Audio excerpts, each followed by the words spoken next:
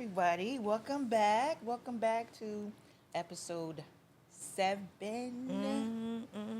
Episode 7 of And Here We Are. And today we're going to talk about mental health.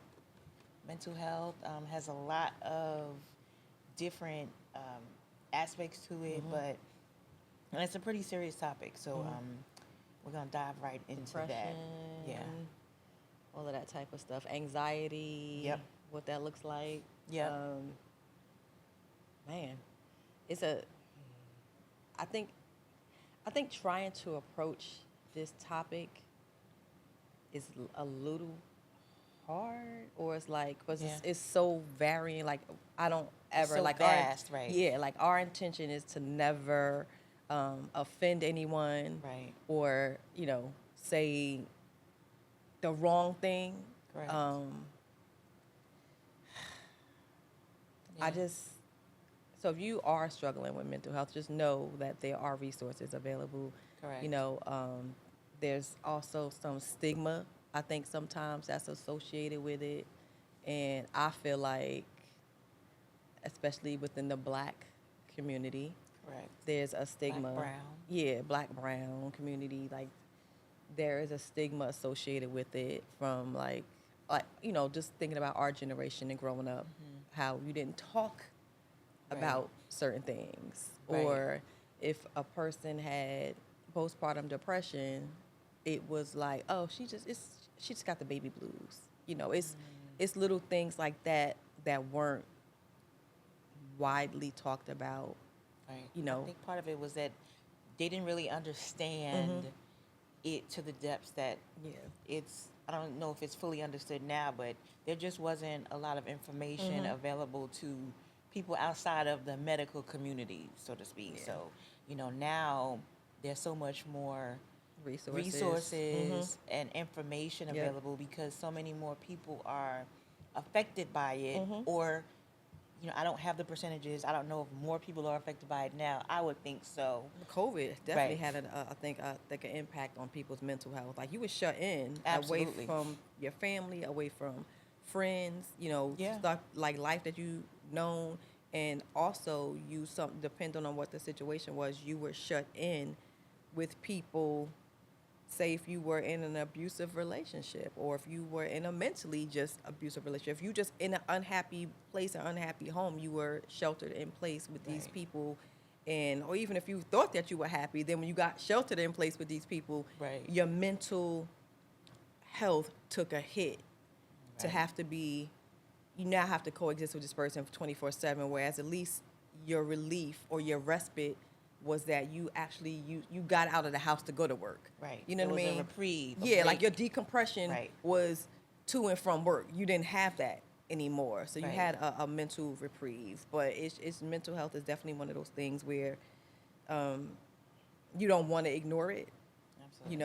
You want to be open about it. And I think, again, it's the stigma, because sometimes if you're dating a person, like how receptive do you think that person's going to be if you tell them, I don't know, like, I suffer struggle from, with anxiety or bipolar depression or any of those type of things. Like, do they look at you as like, oh, that's out of my wheelhouse. I don't want to have to deal with that. Or do they look at you and give you compassion? Or then you have people operating who haven't been diagnosed. True. So what type of stigma is that? And it's just it's a like you said, a vast topic that we're going to get into. Just not just so much just women, but I think in general, just men, women, the younger generation. Absolutely. I feel like it's more. It affects so many branches of the population that it's definitely a topic worth just touching upon. Even if it's at surface level, just to make awareness or more awareness, because people are aware. So just from a general perspective, what are some things that you do to make sure that your mental health is kind of intact and that you make it a priority? Yeah, I just,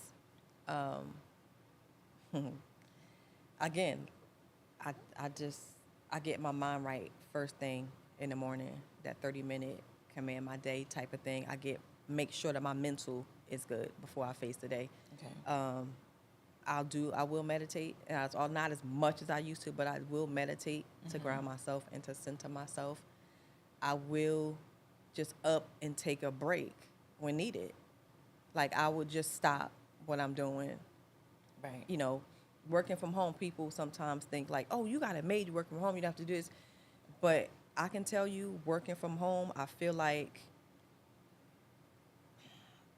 I have to be overly productive.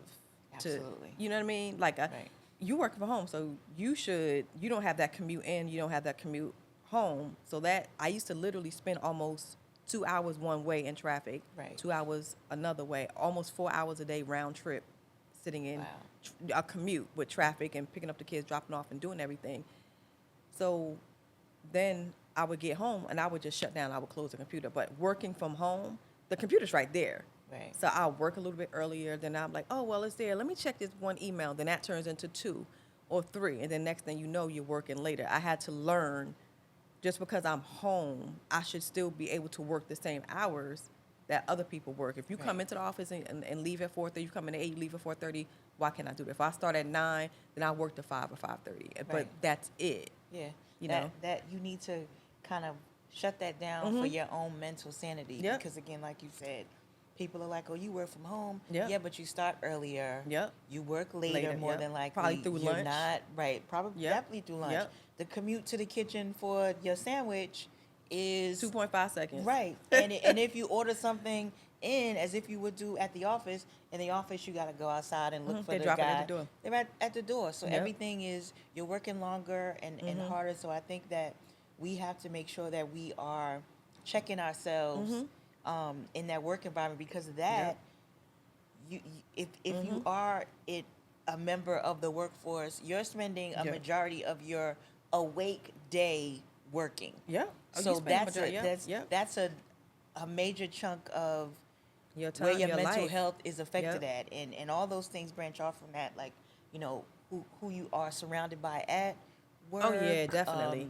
You know, those are things that are like stressors and that can increase or decrease the health of your mind. Increase or decrease your mental health stability. Yeah, yep. You know, you said some things that are involved with mental health that can affect your mental health: anxiety, depression, outside stressors, relationships, things like that are gonna have an effect.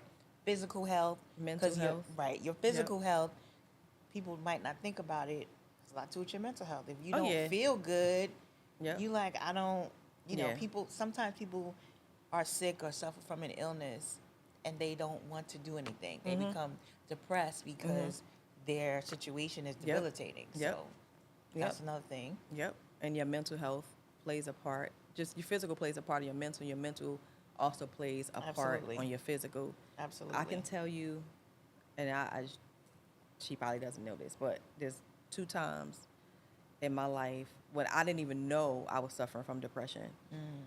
I was before I had the kids.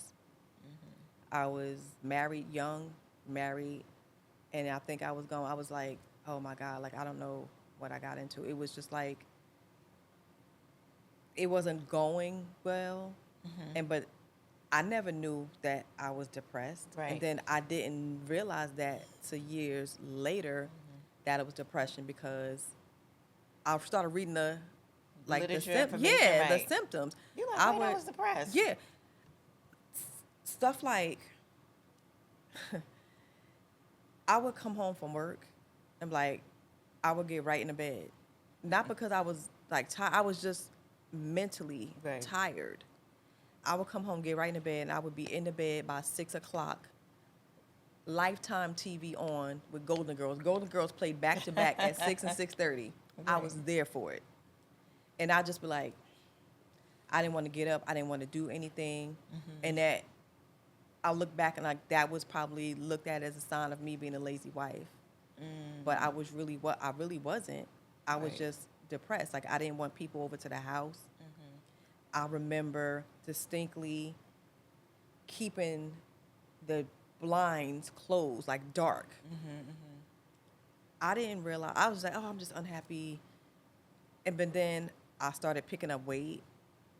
Like it was, And that again, makes you more sad. Yeah. Like now you want to really stay in the house yeah, now. like, because I'm like, I'm clothes not fitting. It was just, and I didn't know that that was a form of me experiencing depression. I didn't know. Right. So, and then again, when I had me, a postpartum depression is another form of depression that a lot of women go through that wasn't talked about or is considered a stigma.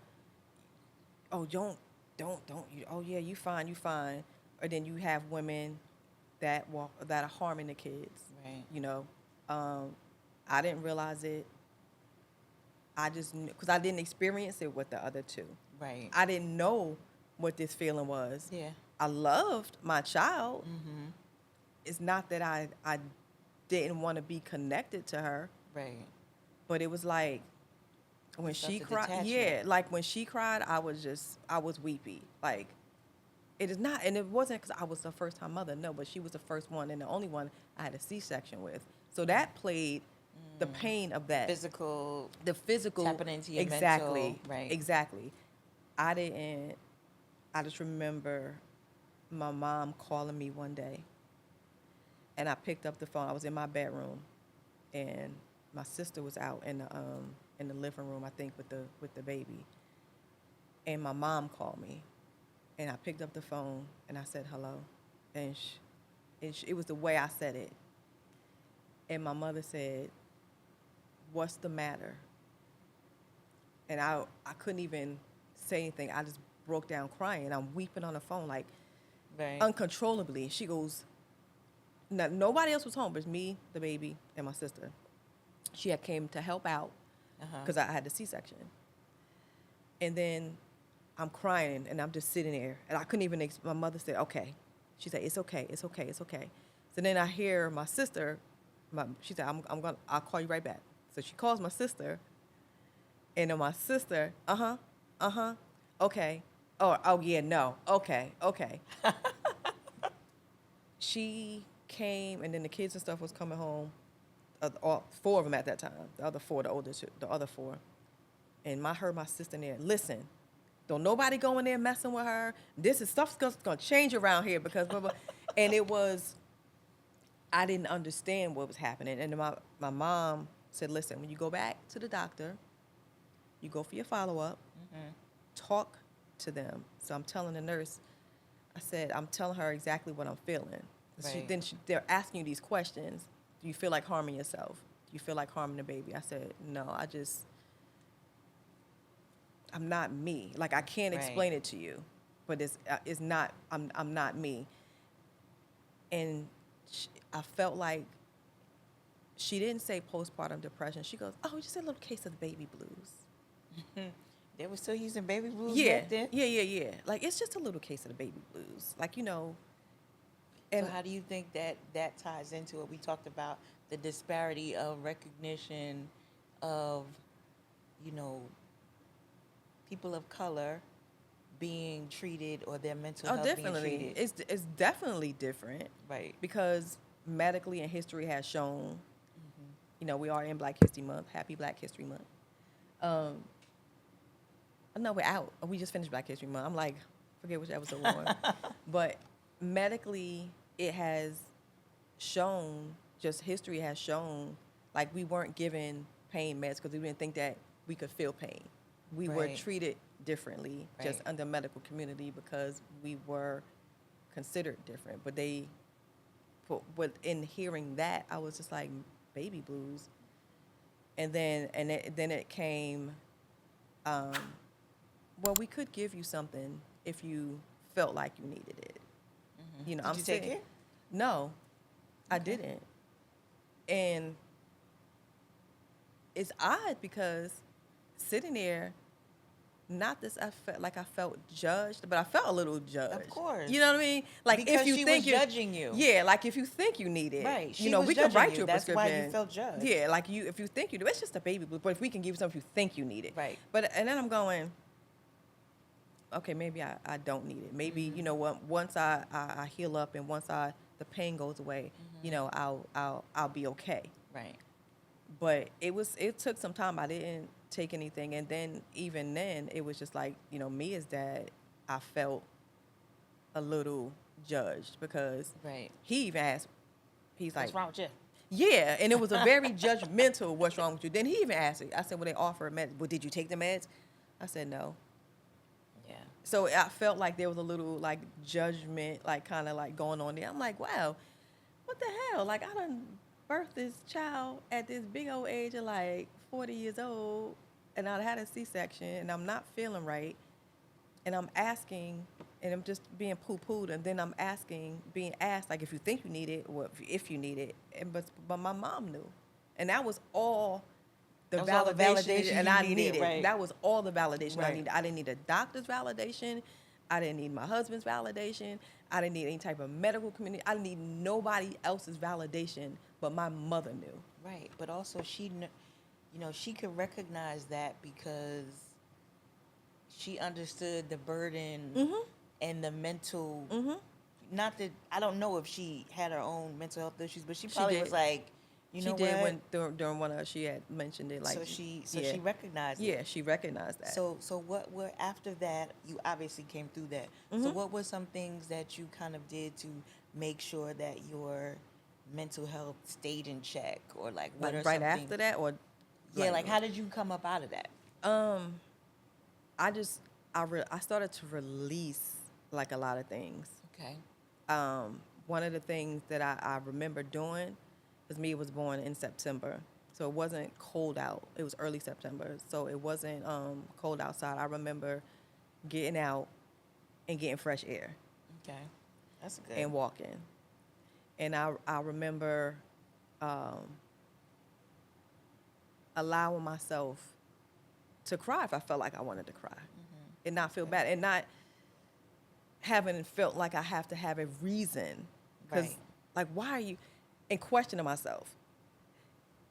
Then I had also to allow myself to understand that I had just brought a life into the world. Like, this is the third time. Right. You give yourself a pass. Yeah, like your body, your hormones, everything else is starting to regulate. Right. And also, but you have to understand during that time also, it's a new baby, it's 4 kids in the house because we blended a That's family. stressful.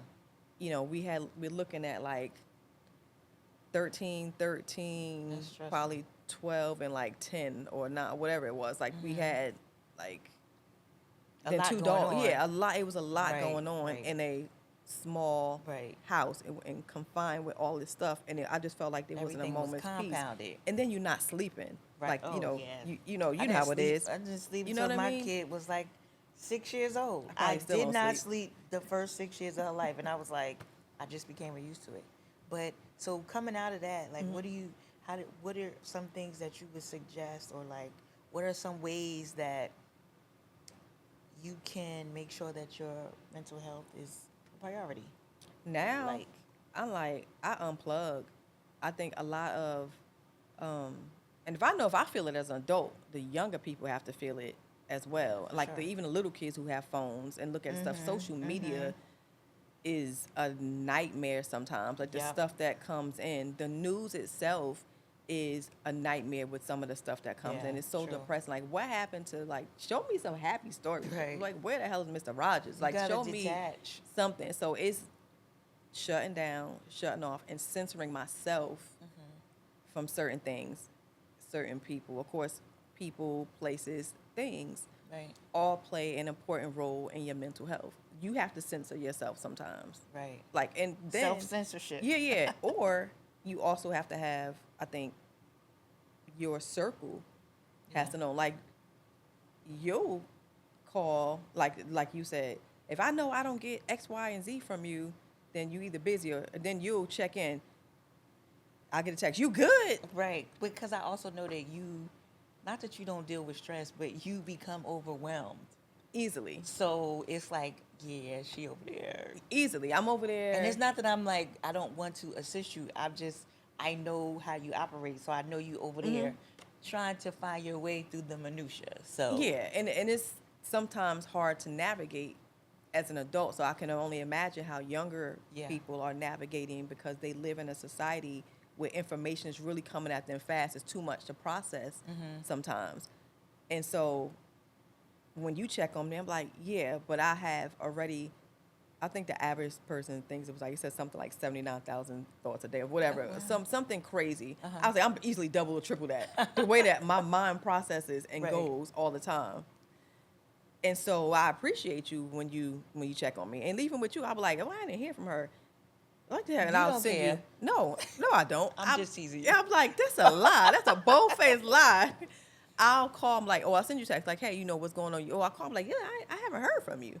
You know, but you definitely don't let too much time pass if you don't hear from me. Like if you send me a text and I don't answer, you calling like, listen, I done gave you a text message. Ample opportunities. Exactly. I'm checking that location. I think your and circle. if you at the circle that you're supposed to, if your little bobblehead exactly emoji is on there. If Peppermint Patty is over wherever she's supposed to be, and you good. But I think your circle again plays such an important role in your mental health. I do. Your friends, you know, your immediate circle, your family, your spouse, your partnership, your work, everything in your immediate circle plays such a huge role in your mental health. It's like, and with that mental health, if you have mental health issues like you know, any type of disorder, or like you were telling me about a guy who, okay,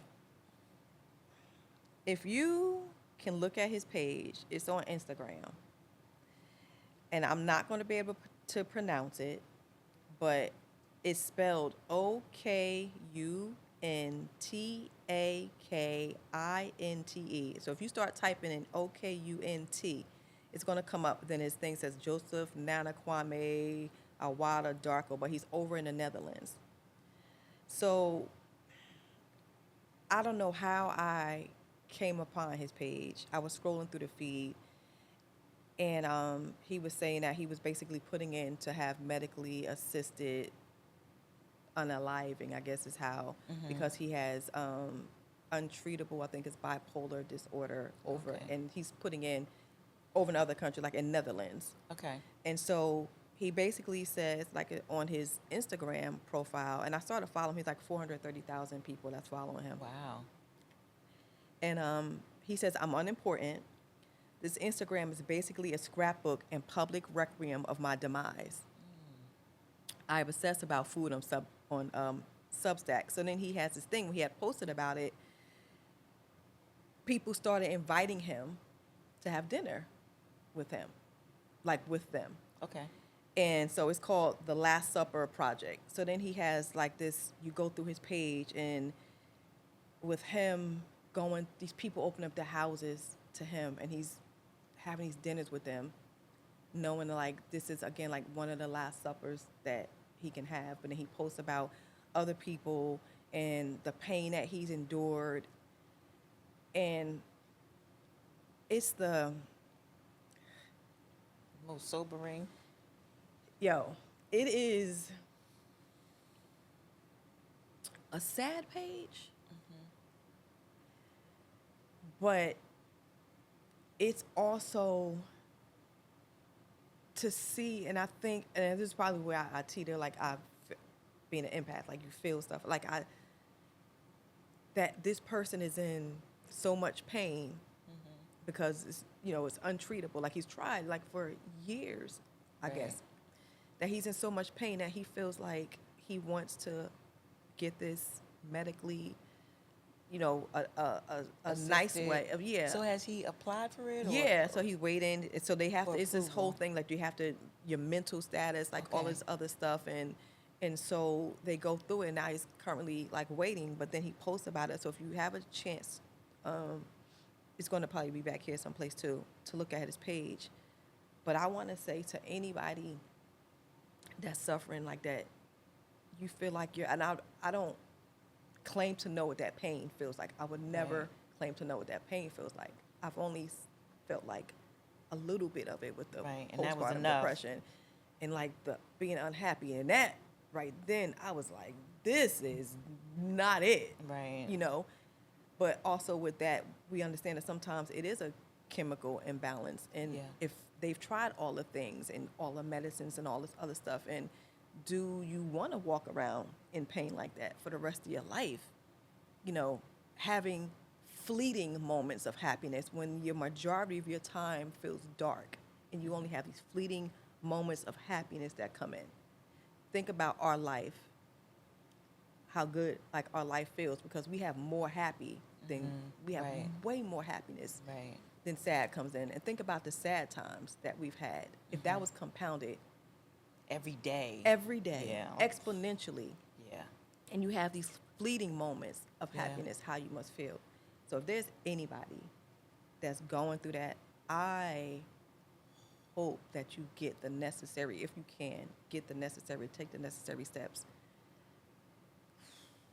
to get help. And I can't imagine that pain, Right. you know, of feeling like you want to silence it. But if you get a chance, go to his page. It is the most sobering, humbling. It's a dark, but the comments, some of the people leave the nice comments like, just please don't do it. And then people start to jump in on her. Don't do that to him. It's his choice. It's this. She's like, I'm saying it out of love. Like, just to know that he matters. Right. Yeah. Why are you, but you have these people who want to argue all the time and Of like in the course, comments, always. you know, but he reads the comments and sometimes he pins them. But it is the most, Sobering. That's- sobering, humbling that's- page. That must be really, I mean, I'm sure it's really hard for him and his family Yeah. that sees him going through that. And I think his mom had passed, like dealing Oh, with okay. like that as well. Like, listen, If anybody can understand. you can understand that. Yeah. But yeah, it's a, So what kind of tools do you think that are available to people having an issue? Like, you know. definitely therapy. You know, you talk to your doctor, and if there's medicine involved, get on it. Like, Right. you know, but then again, it's still Yeah. certain cultures True. that you don't want to talk about that. You don't want to be Medicine. open about it. You don't Right. want to say that you're taking anything because it's a stigma attached to this. You might be, and this is not my opinion on it, so don't take it that way. People might think you crazy. Think about years ago when we used to be like, oh, when you see somebody out in the Yeah. street talking to themselves. Junebug that lived down the street. He a little touched in the head, like he you don't want to touched. talk to him. You know, but you know, everybody had a family member Yes. who wasn't right in the head. but I'm not no, gonna say who ours was. yeah, but yeah, you know. did they But- stop to understand that? No, and there was not any information about it. Like we just thought, you know, He was a little I'm touch in the gonna- head, or he crazy. Right. I didn't want to say Yeah. that, but Yeah. you know, but these are terminologies that Yeah. we used before Yep. we were Taught educated and enough educated to say that kind of- no, it's a mental to health. right. To understand that that person might have bipolar disorder, Yeah. that person might be schizophrenic, that person might have OCD. Like, it's these different things. Right. And Those are all mental health issues. yes, like, but imagine back then how isolated that person must Yeah. have felt yeah, because it wasn't understood. right. They or- didn't understand it themselves. Yeah. There was no help for them. Yeah. They felt like, you know. Or how abandoned yeah. they might have felt. And then now, yes, there are a lot more tools, there are a lot more resources, there are a lot more, like even with this, you know, They're talking that, about yeah, it, so. that. So it's just, I don't know. So I think I want to read something Mm-hmm. that, because you talked about how you didn't know Mm-hmm. that you were going through that. So here, an internet post about when people knew that their mental health was in danger. Mm. When it occurred to me that I was enjoying pushing people away, Mm-hmm. for some reason I felt good about making people feel bad for me, Mm. or it made me feel kind of good making people a little sad. Now that's a little It's a little that's dark. a little right, but But you know, but it's mental health, but you don't know what triggered that. Like Right. what got that person to that, to that bad. Right. But the good thing is they recognize it. Like Yeah. catch it, check it, change it. Like they recognize it. Yep. And this one says, when my panic attacks became an everyday occurrence and lasted for half the day, then I spent the other half sleeping from exhaustion. I had already known, but that's when I got really scared about my mental health. So yeah, those kinds of things, people, like you said, you just thought you were tired, or you might have thought I'm lazy. Yeah, I but did.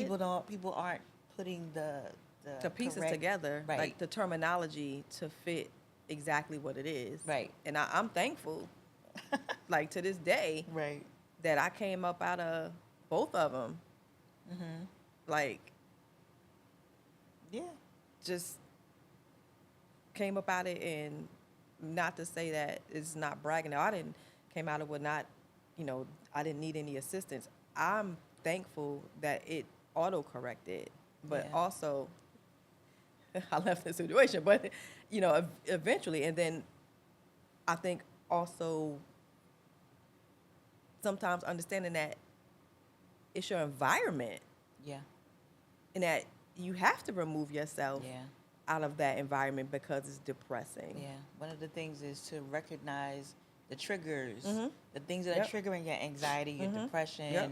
your all those things. Yep. What are the triggers? Like, you, before you started feeling this way, what was going What on, happened? or what happened? Yep. So to recognize the triggers, that's big too, because some Yeah. people are just like, it could be your job, it could be the person you with Yep. that's stressing you out, and you think, Yep. Dag, you're thinking it's one thing, but it could be something else. Yep. So what are some things that might be like mood boosters? Like, maybe somebody's feeling a little bit Definitely change your sad. environment. right. Definitely get out. I mean, if you can, go for a walk.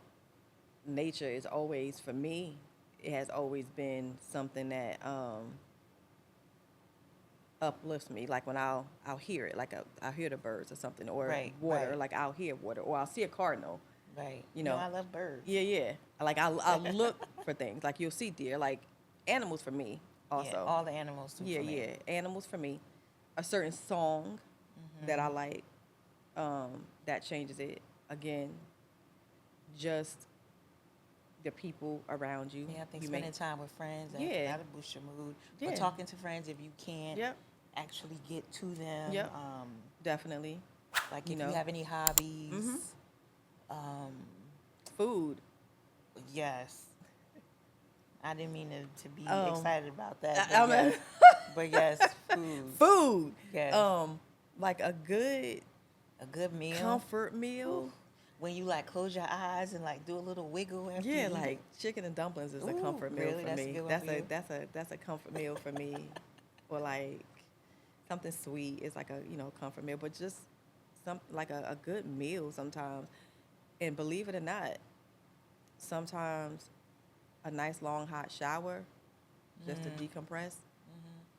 Things that will make you feel good. Like I know for me, what I feel good is, you ever like wash your sheets Oh yeah. and you put a like fresh out the dryer and you put your Yep. sheets on the bed. Yep. That You feeling. get in it crispy. You just That- get out the shower. and it 'cause smells- You have to take a shower Yes. before you get into those yes. clean sheets, And then you be like, and then put the cover over your head. Take Yes. all that in. Yes. What about like organic substances to make you feel better, like to boost your mood? you said organic. stuff. Organic from the earth. But so, We don't want to get we don't want to get canceled from the earth. hey, you do what you need to do. If Right. that's what you want to partake in, you know what? That's a shapeshifter. But there's also, I think, vitamin. Like then it could be like you might sometimes feel like that because your vitamin D is low. Like vitamin deficiency. Like there's a Right. whole variable of things. I would say eat things like more green leafy vegetables. Like eat more fruits. Like things that are more healthy. Sugar could be impacting Right. you. You know what I mean? Like could be like a mood shifter, bringing it down. Like you might go to this high and all of a sudden you crash. You're like, oh man. But So it's then just you gotta certain bring your things. sugar back up. Eat more cupcakes after that. Just eat some more. I mean, just to rev it back up. Right. They're things that balance. you partake in, Yeah. and it's a whole lot of things that Yeah. impact Yeah. just your overall mental, physical, emotional well-being, Yeah. environmental stuff that you use, products that you use. Yeah. You know what I mean? Just So a lot of people, stuff. places, and things. People, places, and things, and all of that stuff. You gotta monitor it. Like you said, you gotta look to see what those triggers are. Right. What was I doing right before I bust out crying and balled up in a corner, like in a fetal position, crying? What happened right before that? Right. Did I have a conversation with somebody? Right. Did something explode at work? Was it a family member? What did I eat? Right. What happened right before that happened? What was I thinking right before that happened? Right. And you may need to keep a log. I would was definitely say journaling. Journal. If you're feeling a little bit, off, write it down because you're not going to remember. Who's going to remember? Nobody. Right. Write it down, and then you go back to it. Oh, you know what? I had an episode last week. What happened right before then? And you sit there. I spoke to blah blah blah blah blah blah, and I'm feeling it a little bit. And if you see a pattern in that's that, the key right there. If you see a pattern in that, or it could just be, as you said, work. You spend a majority of your waking hours at work doing this. You want it to be a peaceful place. Maybe your work is stressful. My work is stressful. You know what I mean? Like it's stressful, and then you internalize that, not even realizing you internalizing it, and it starts to impact all the other areas of your life. At the dog, and yelling at the people. dog just want to go out. You like, get out my face. You always want something from me. You know what I mean? Say that? Huh? Oh, nothing. No, I'm just saying, like, it's an example. I did That's say that, scenario. but I did say that yesterday. I'm just saying while I was working. No, I didn't hear you say it, but I'm just saying that's a scenario. Oh, okay. You know, it's just then these little things. The kids just want to go get ice cream, and you tired because you done struggled with 2-hour commute, and you come in and you had to deal with Susie in the office stressing you out all day, and the kids just want ice cream, and you like, I'm tired. Like, it's just then you feel like shit because then you done yelled at the kid. It's a cycle. Yeah, for not doing anything. So it's just a cycle that you just have to recognize and that you have to break. But but to anybody struggling with it, please get help, and just know that don't let the hard days. If there's anything I have to say, don't let the hard days win. Yeah. And I know we cracked a little bit of jokes in between, but it's definitely a topic that we want to talk about. It's definitely a serious topic. Just want to bring some levity to it. But, hopefully you guys got some things out of it, some ways to manage your mental health, some ways to recognize triggers of things that are upsetting the balance of your mental health.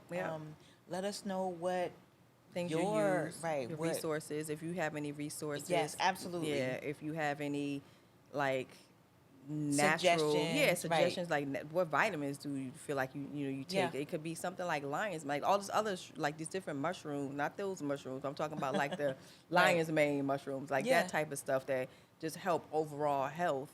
But and also the state of in the U.S., it doesn't help, some things too. It's it's a little bit depressing. But you have to find a balance and break yourself off from that too, because that's all going to happen no matter what. So you kind of have to try to navigate and push through that and kind of go on with your day. So hopefully you guys got something out of this, and we're going to wrap it up there. So it's not about the destination. It's about the journey. And no matter where you are, it's where you're supposed to be. And here we are. So we hope you join us for the next episode. And Don't remember, forget to like, subscribe, and share. Thank you. See you next episode. See ya.